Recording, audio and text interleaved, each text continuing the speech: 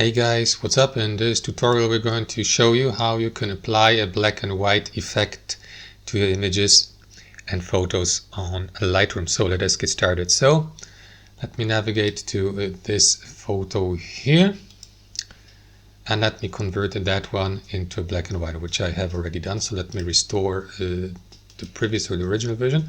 So this is how it works, guys. You will need to access the edit panel here to the right. And there are several ways how you can do this. You can, for example, use one of these preset edits here or profile. One of it is called black and white. So if you select it, it will convert your photo into a black and white photo like this. But you can always, let me just undo this.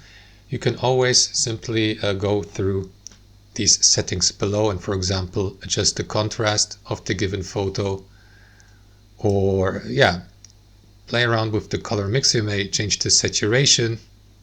Also, if I move the saturation slider to the very left, it will technically become a black and white photo as well. And if I move it to the right, it will become, these colors will become extremely intense, as you can see. And so that's the two ways how you can do this, guys. Thanks for watching and have a wonderful day.